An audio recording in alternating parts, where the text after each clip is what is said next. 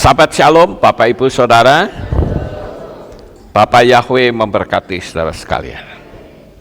Pagi ini saya akan menyampaikan satu materi yang saya beri tema Awas, dinding-dinding punya telinga. Kemarin hari Rabu, saat saya menyampaikan materi yang bertema Saat Saudaramu Jatuh, ternyata di luar dugaan, saya mendapatkan apresiasi yang sangat banyak dan saya berpikir artinya benar-benar banyak orang yang jadi korban dari orang-orang yang tidak bermoral, sekalipun nampaknya intelektual, dan ternyata banyak orang yang tersakiti. Hampir semua, bahkan ada orang yang berasal dari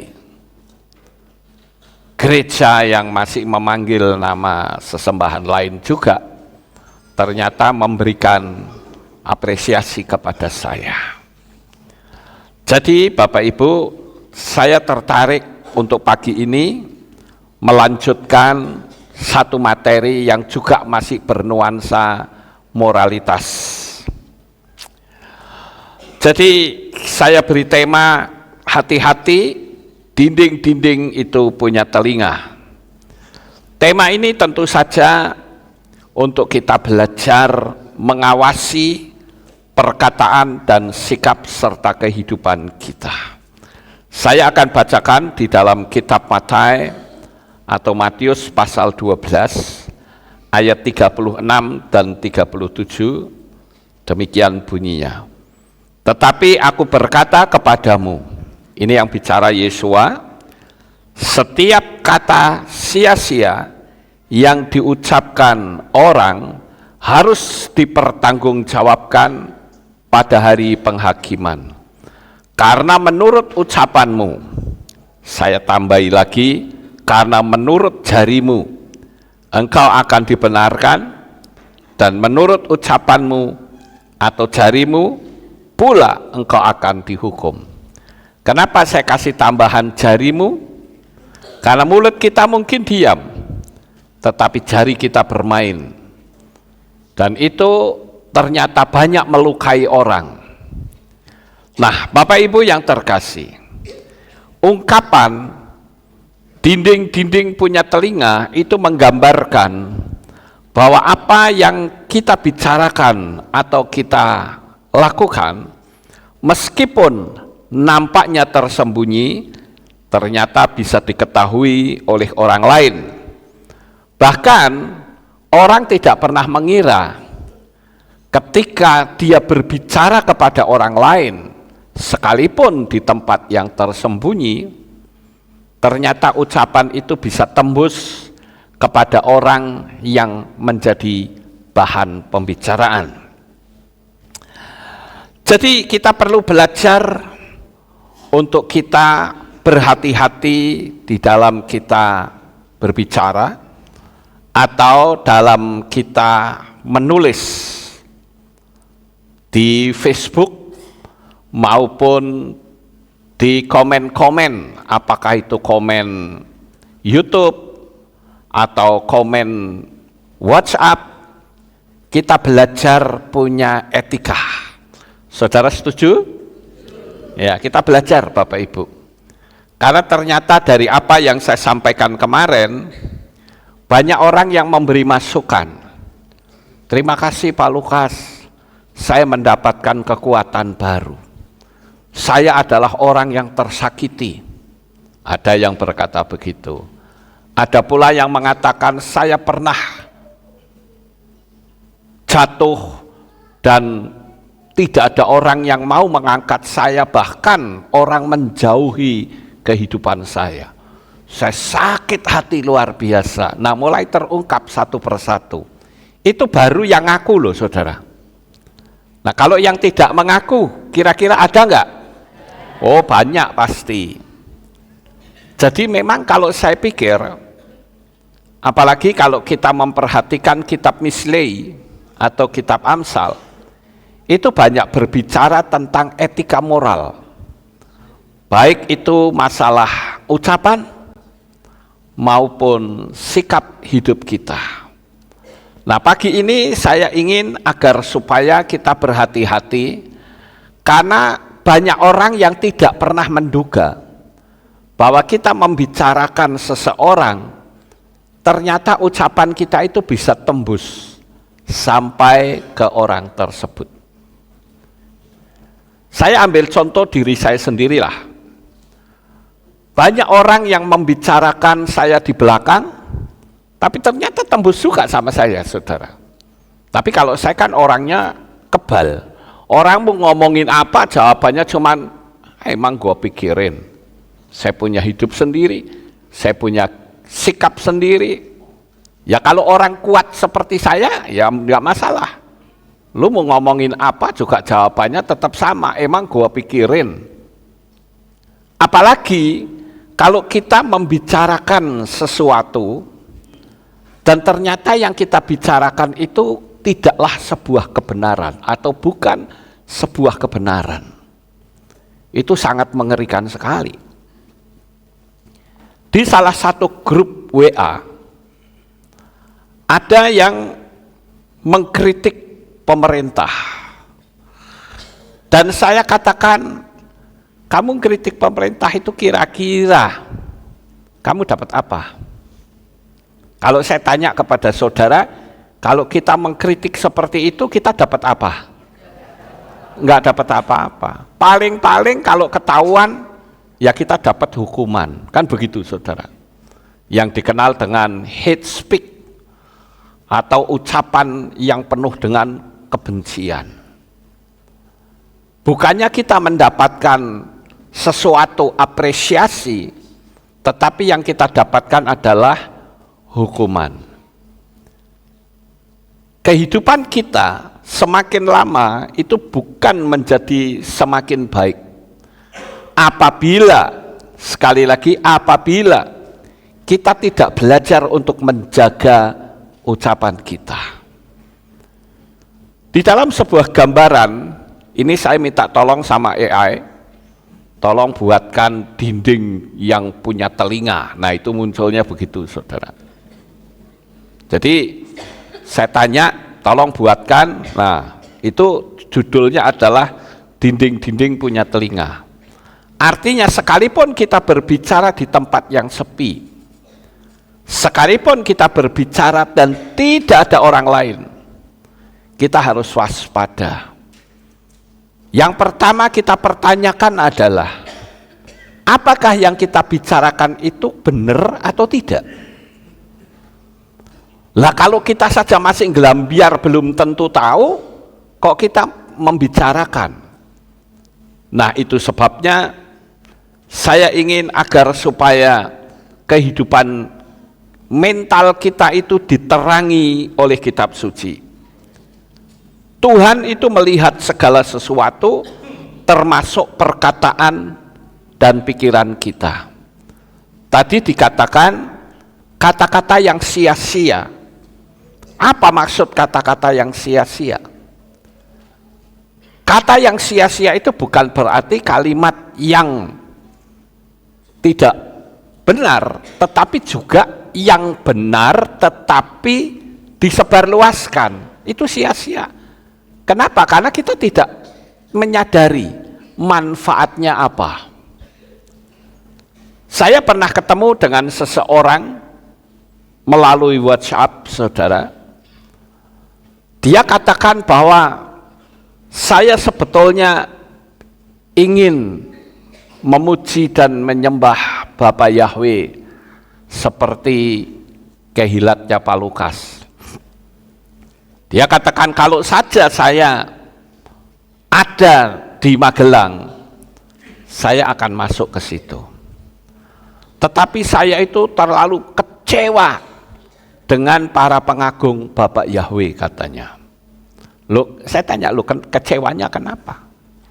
Ya karena saya melihat bahwa orang-orang yang katanya sudah memiliki bibir bersih, itu hanya tidak memanggil nama sesembahan lama saja, tetapi tiap hari bibirnya masih kotor, masih menghina orang, masih memfitnah orang, masih melecehkan orang.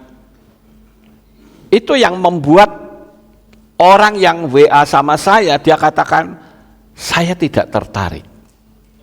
Lalu saya jawab, kalau kita mau melihat manusia, saya pun tidak akan menjadi orang percaya. Tidak akan. Karena belum apa-apa, saya masuk ke gereja saja orang sudah cuek sama saya, nggak peduli. Diajak ngomong ya tidak, ditanya rumahnya mana ya tidak. Jadi langkah awal sudah keganjel, saya katakan. Nah, oleh karena itu, kenapa kita perlu kecewa? Kalau kita mau melihat kepada Bapa Yahweh, kita tidak perlu kecewa. Saya melihat orang-orang yang mau mendekat kepada Yesua seringkali menjadi gagal karena yang menghambat justru pengikut Yesua sendiri. Saya ambil contoh misalnya kayak Sakai atau Sakeus. Sakeus itu kalau saya nyebut sekarang itu dirjen pajak. Kepala dirjen pajak itu tinggi sekali jabatannya. Dia ingin ketemu Yesua. Tetapi pengikut-pengikut Yesua justru menghalangi. Apalagi ada data yang mengatakan bahwa Sakai itu orangnya pendek. Jadi karena orangnya pendek, dia mau desel-desel seperti apa, tetap dihambat. Yang menjadi pertanyaan adalah, kira-kira pengikut Yesua ngerti nggak kalau yang sedang desel-desel itu adalah kepala dirjen pajak? Ngerti apa tidak? Ngerti, Bapak Ibu. Tetapi dihambat. Saya berpikir, kenapa sih kok Sakai mau mendekat Yesua? Kok dihambat? Karena mereka sudah punya asumsi buruk terhadap Sakai. Bahwa orang ini adalah pemeras. Orang ini antek-anteknya Roma. Jadi tidak perlu munafik untuk mendekat kepada Yesua. Halang-halangi saja. Nah, ini yang saya katakan, orang yang mau mendekat kepada Yesua nggak jadi. Karena dihambat oleh pengikut Yesua sendiri. Tetapi untungnya Sakai punya akal. Dia perhatikan kalau Yesua nanti akan lewat ke sana, tak cegat terlebih dahulu. Saya akan naik pohon. Dia naik pohon ara. Dan dia melihat ke bawah. Dan anehnya Yesua yang ada di bawah berkata, "Hai Sakai, turun. Aku hendak menumpang di rumahmu." Kira-kira ketika Yesua berkata, "Aku hendak menumpang di rumahmu," orang mengkritik atau tidak? Oh, sangat, saudara. Sangat mengkritik. Loh, katanya rohaniwan. Lah kok malah mampir di rumah orang berdosa? Tapi Yesua tidak peduli dengan tanggapan-tanggapan orang. Makanya saya belajar seperti Yesua. Emang gua pikirin, saya dikatain begini begitu, apakah saya juga rugi? Saya kemudian harus keluar duit? Enggak. Jadi ngapain saya susah? Ngapain saya pusing? Tetapi saya harus menyadari, tidak semua orang punya mental seperti itu. Saya yakin orang-orang pasti akan mengkritik Yesua dengan tajam.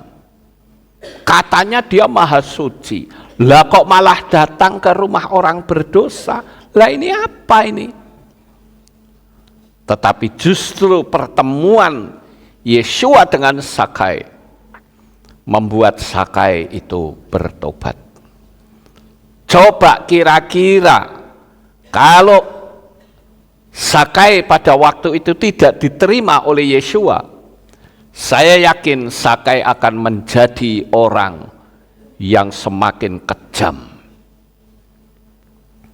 Kita juga melihat di dalam kitab Lukas, kalau tidak salah di pasal 15, di sana ada sebuah cerita tentang anak bungsu dan anak sulung, atau anak sulung dan bungsu. Ketika si sulung itu sudah berbuat dosa, dia menghambur-hamburkan uangnya.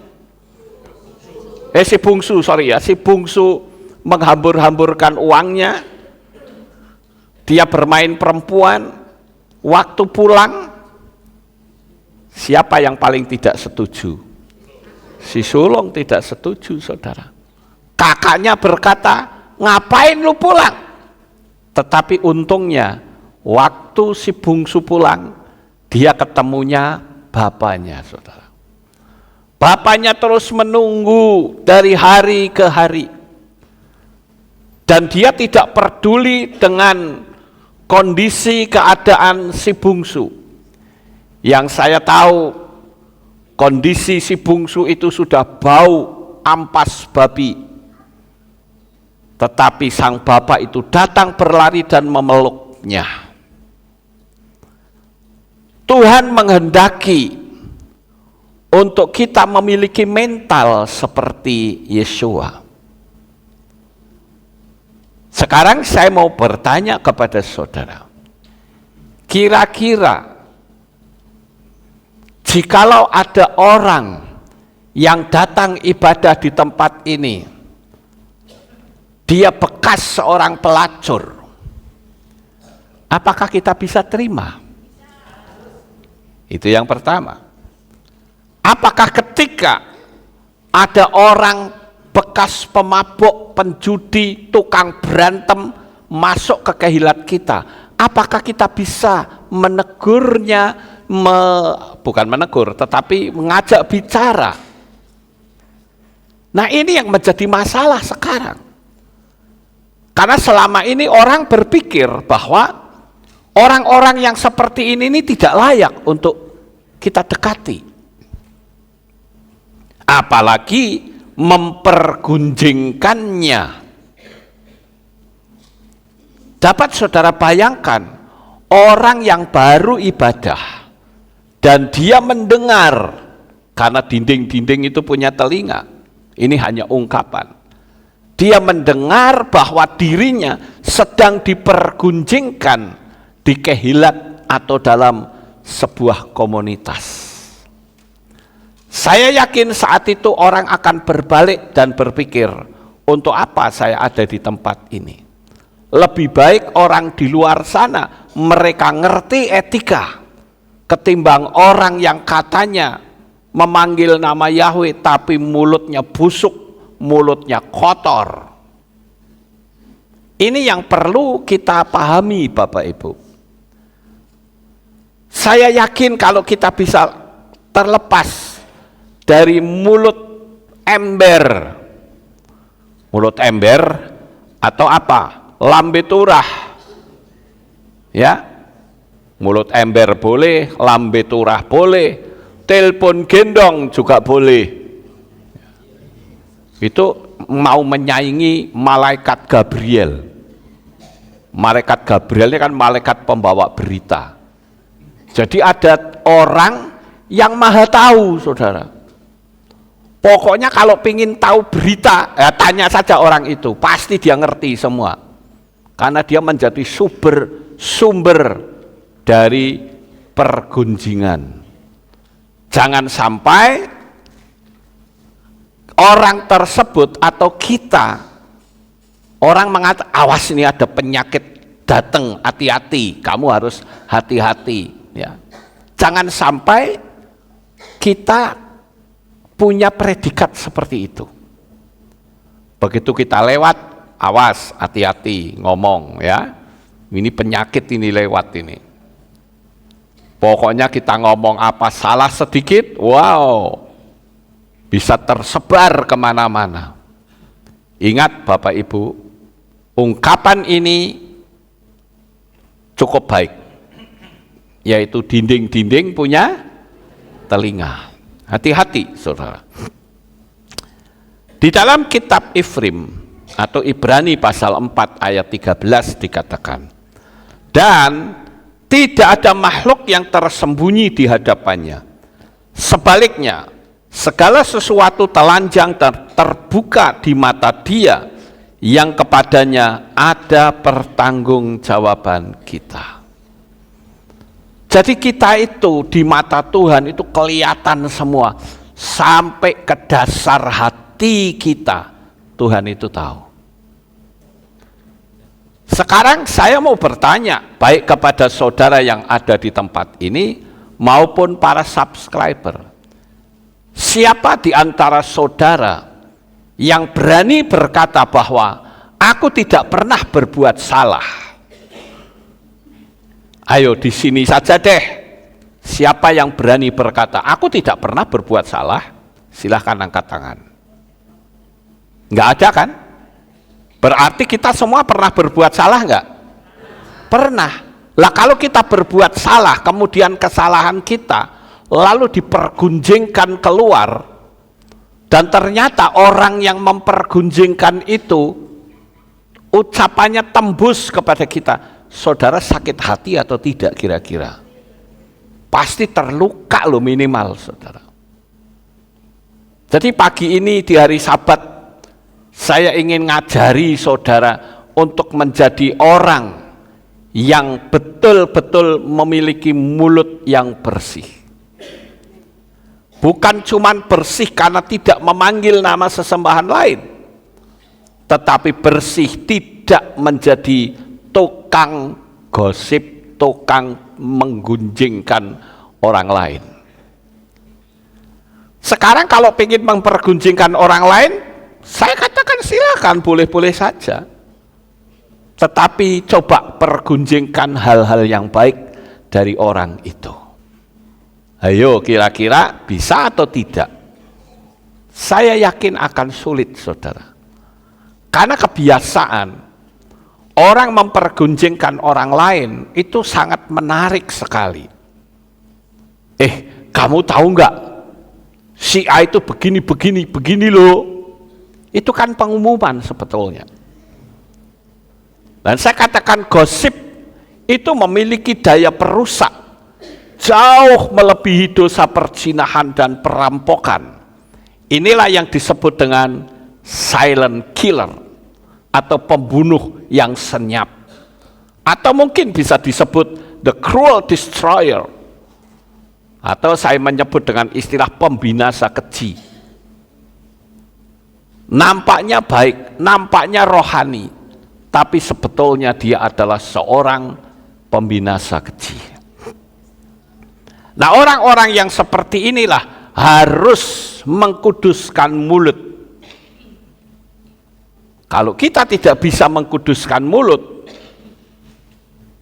maka kita akan berada di api neraka yang kekal. Saya pernah melihat sebuah berita. Ada orang yang memberikan komentar yang tidak baik atas sebuah kasus. Dan orang itu akhirnya diseret ke pengadilan. Dan ditanya, kok kamu bisa bilang begini karena apa? Ya Pak, saya cuman ikut-ikutan. Enak ngomong ngono. Ya, hanya ikut-ikutan. Nah, kalau ikut-ikutan berarti ucapanmu, apakah kamu bisa mempertanggungjawabkan bahwa apa yang kau ucapkan itu punya data yang lengkap, benar-benar terjadi? Tidak, Pak. Ya udah. Berarti dia kena hate speech. Ya. Ucapan yang mengandung kebencian. Akibatnya orang itu kena hukum, saudara. Ini baru hukum dunia loh. Nah, sekarang bagaimana dengan hukum yang Tuhan berikan kepada kita? Dan yang berikutnya adalah penting bagi kita sebagai orang percaya untuk berhati-hati berbicara dan bersikap, karena segala sesuatu akan dipertanggungjawabkan di hadapan Tuhan. Tuhan itu mendengar dan menilai perkataan kita.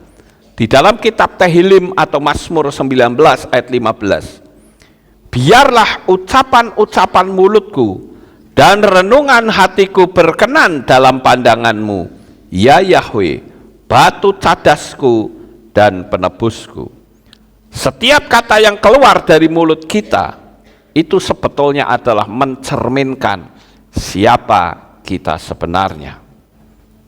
Di dalam kitab Lukas 6 ayat 45 dikatakan, orang yang baik mengeluarkan hal-hal yang baik dari perbendaharaan hatinya yang baik, dan orang yang jahat mengeluarkan hal-hal yang jahat dari perbendaharaan hatinya yang jahat, karena mulutnya mengucapkan apa yang meluap dari hati.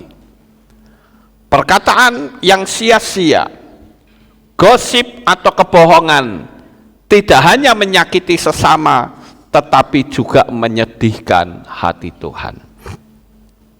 Seperti yang tadi saya katakan, orang yang seharusnya datang kepada Bapa Yahweh menerima dia, akhirnya tidak jadi. Artinya para penggosip itu bisa saja saya sebut penghambat keselamatan. Saudara setuju? Penghambat keselamatan. Kenapa sih kok kita tidak belajar untuk berpikir dan berbicara hal-hal yang baik? Kenapa kita selalu berpikiran bahwa orang itu begini dan begitu? Kita belajar, Bapak Ibu. Kalau memang saudara melihat ada saudaramu yang melakukan sesuatu yang tidak sesuai firman Tuhan, kenapa tidak ditelepon dan ditegur, apa benar Anda begini-begini? Kenapa lebih suka mengumumkan, baik di Facebook, di YouTube, maupun di WhatsApp? Apakah itu termasuk manusia yang beradab? Tentu tidak. Jangan sampai saudara berpikir, aku ngomong di sini orangnya nggak lihat, nggak denger ini. Anda keliru. Karena dinding-dinding punya telinga, Bapak Ibu. Di dalam kitab Efesus 4 ayat 29, janganlah keluar dari mulutmu setiap perkataan yang sia-sia, tetapi kiranya apa yang baik untuk menguatkan bagi yang berkebutuhan, agar dapat memberi anugerah bagi yang mendengarkan. Saya berulang kali memberitahukan, kalau kita mau berbicara, buatlah sebuah saringan. Saringan pertama adalah, apa yang saya bicarakan ini benar atau salah? Itu saringan pertama. Kalau benar, kita akan masuk ke saringan kedua. Kalau salah, berarti berhenti. Atau minimal saudara tidak tahu datanya, sebaiknya diam. Jangan saudara ingin, lah aku kan memang sedang mau cerita, nanti dianggap saya pendiam. Enggak urusan. Lebih baik kita disebut pendiam daripada kita bocor mulut, ngomong terus hal-hal yang buruk. Itu saringan pertama. Apakah itu benar? Kalau tidak benar, stop. Jangan kita bicara, karena dinding-dinding punya telinga. Kalau ternyata benar, maka ada saringan kedua. Apakah yang saya ucapkan itu bermanfaat untuk diri saya? Itu saringan kedua. Oh, ternyata ini ada manfaatnya untuk saya. Saudara akan masuk ke saringan ketiga. Tetapi kalau ternyata tidak bermanfaat, ya sudah, berhenti lagi, saudara. Dan kita akan masuk ke saringan ketiga. Kalau saya ngomong seperti ini, dampaknya seperti apa? Efek dari ucapan saya itu seperti apa? Apakah efeknya baik atau tidak?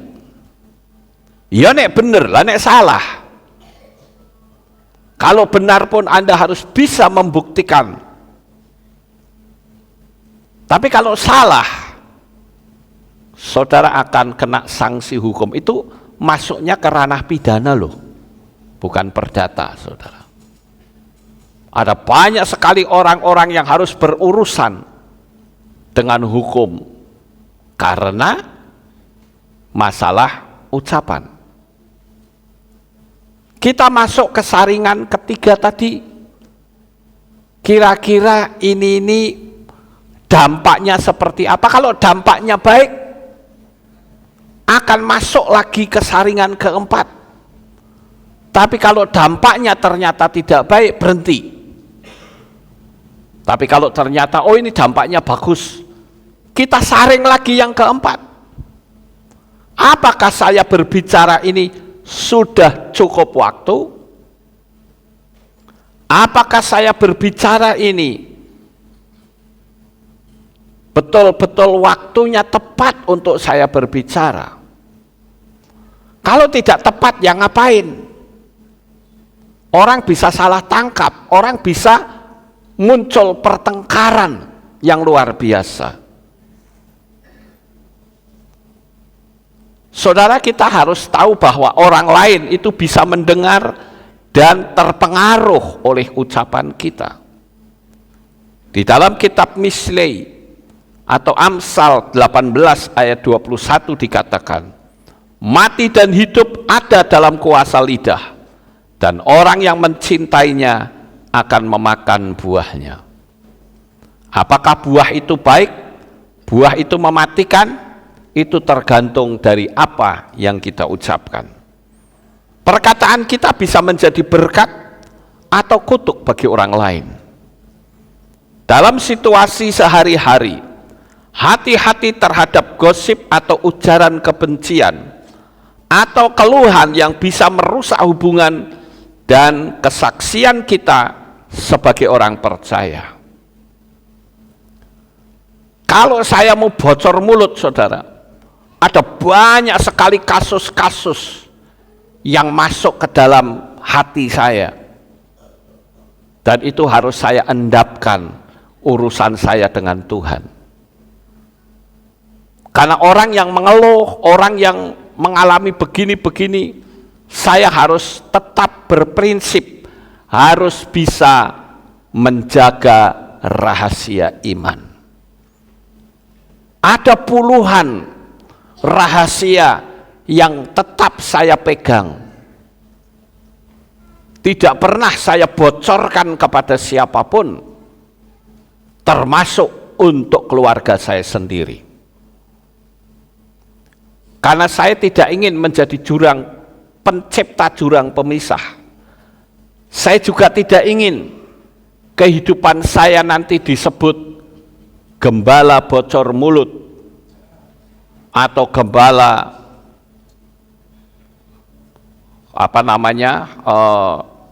mulut ember.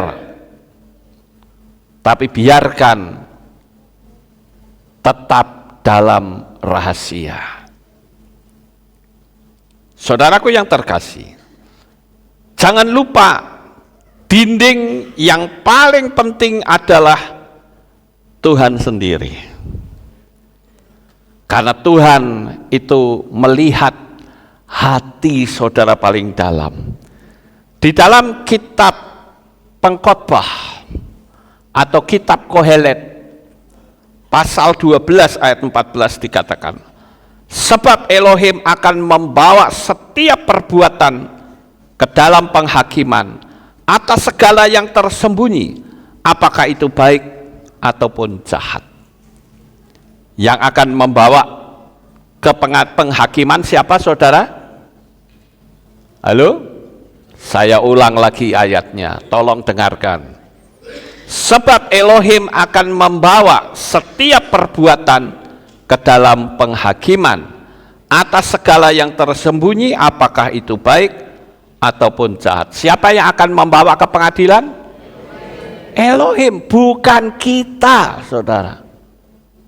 Siapa kita? Makanya tadi saya tanya, siapa di antara kita yang tidak pernah berbuat salah? Tidak ada. Ya. Tuhan itu bukan hanya mendengar, tetapi juga mencatat setiap perkataan dan tindakan kita. Hidup dalam terang berarti mengakui bahwa tidak ada yang tersembunyi dari Tuhan. Miliki hati yang takut akan Tuhan dan selalu menyadari bahwa hidup kita adalah kesaksian yang terbuka. Sekarang saya akan memberikan kesimpulan. Dinding-dinding memang punya telinga, tetapi telinga yang paling penting adalah telinganya Tuhan. Hiduplah dengan hati-hati, berbicara dengan bijaksana, menulis dengan tulisan yang baik, dan bertindak dengan kasih karena kita adalah anak-anak terang. Orang tidak pernah berpikir kalau orang-orang yang nampaknya baik sekali ternyata menusuk dari belakang. Saudaraku yang terkasih, ada banyak sekali orang-orang yang mengadu kepada saya bahwa ternyata saya ini menjadi bahan pergunjingan orangnya si A, si B, si C. Saya bilang ya sudah, didiamkan saja. Lah memang isi hatinya itu seperti itu, ya suruh bagaimana? Kalau karung isinya itu kedelai, begitu disobek ya keluarnya kedelai. Tidak mungkin karung kedelai disobek keluarnya beras, nggak mungkin. Makanya saya tidak setuju apabila ada orang berkata, sekalipun kata-kata jahat dari saya, tetapi hati saya itu baik loh. Bohong saudara. Lawang kalimatnya jahat kok ngomong baik, itu kan bohong saudara. Yang berikutnya, dan hampir semua kehilat maupun gereja memiliki orang-orang yang seperti ini. Apa jadinya kalau semua gosip itu saya layani? Maka kita akan binasa semua. Mari kita belajar untuk berbicara yang baik, bicara yang tulus. Kalau tidak suka sebaiknya bicara langsung, jangan kasak kusuk di belakang. Jangan menjadi telepon gendong. Jangan, orang Jawa bilang itu jadi orang tombak cucuan, mulut ember, lambe turah. Itu kalimat-kalimat yang enggak nyaman sebetulnya, diperuntukkan bagi orang yang tidak bisa pegang rahasia orang lain. Di dalam kitab Mislei Amsal 16 ayat 28 dikatakan, seorang penentang menimbulkan pertengkaran dan seorang penggunjing menceraikan persahabatan. Di situ ada kalimat penggunjing menceraikan persahabatan. Bapak Ibu saudaraku yang terkasih, sekali lagi, gosip itu sangat bertentangan dengan hukum kasih. Pemecah belah, senjata setan untuk bikin jurang pemisah dan kekecewaan.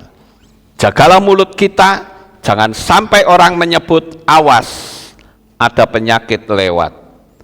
Jangan kita ikut ambil bagian untuk menyiramkan api kebencian, sehingga bukannya padam tetapi malah menyebar kemana-mana. Belajarlah merenung, kira-kira kalau aku ngomong seperti ini baik atau tidak. Orang jenis ini adalah orang yang tidak akan menghargaimu. Jika kamu berada di bawah, apakah itu masalah pendidikan yang ada di bawah atau ekonomi yang ada di bawah, tetapi dia akan membencimu. Tapi saat kau berada di atas mereka, orang ini akan menjadi orang yang tidak baik. Artinya begini saudara, kalau saudara melihat si A itu di bawah, orang itu akan membuli saudara.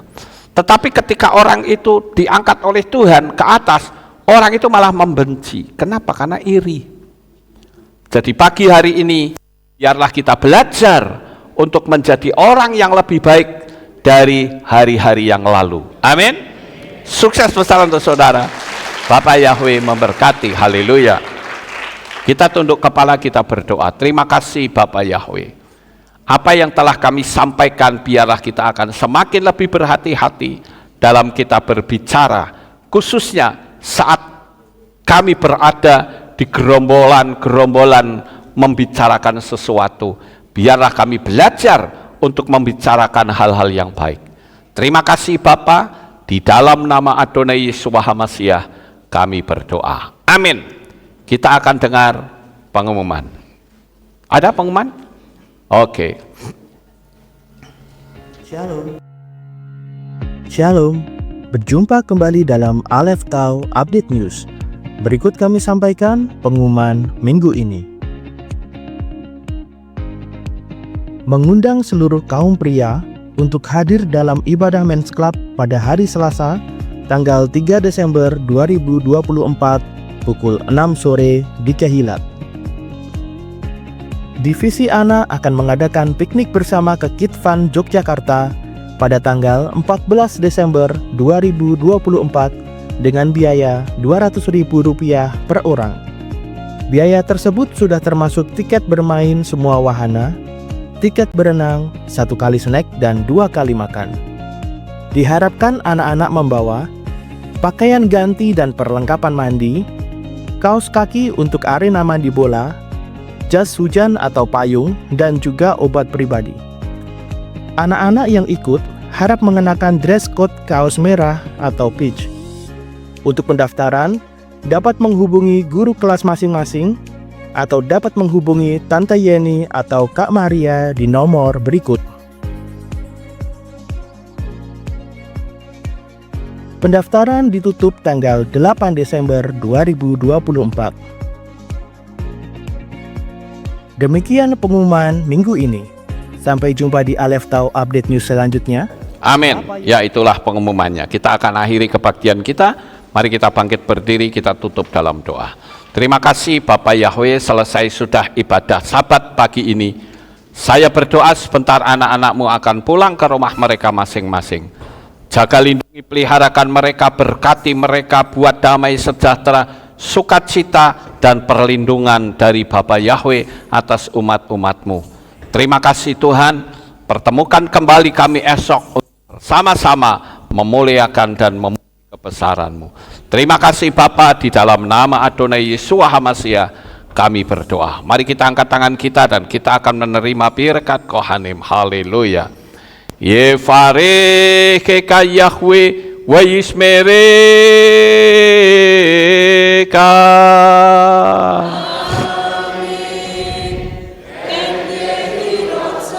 Yair Yahweh panau eleka wichuneka.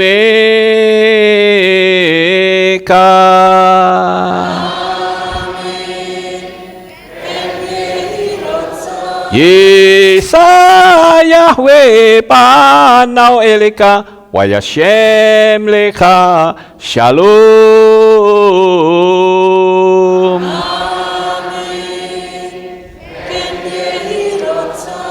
Baruk ata Baer, Faruk ata Besadeh. Engkau akan diberkati di kota dan kau akan diberkati di ladang. Baruk peripit neka, ufriat matka, ufri fahem teka syekar alapeka wa esteroconeka. Diberkatilah buah kandunganmu, diberkati hasil bumimu, diberkati hasil ternakmu, anak-anak lembumu dan anak-anak dombamu. Amin. Baruk tanah kaum misyarteka, diberkatilah bakulmu dan tempat adonanmu. Baruk ata baboy kau faruk ata betseteka, dan kau akan diberkati pada waktu kau masuk dan kau akan diberkati pada waktu kau keluar. Amin. Baruk ata Yahweh Elohenu melek haolam besem Yeshua Hamasyah wa ruah hakodes kile olam faed. Kami sudah berdoa dan mengucap syukur. Haleluya.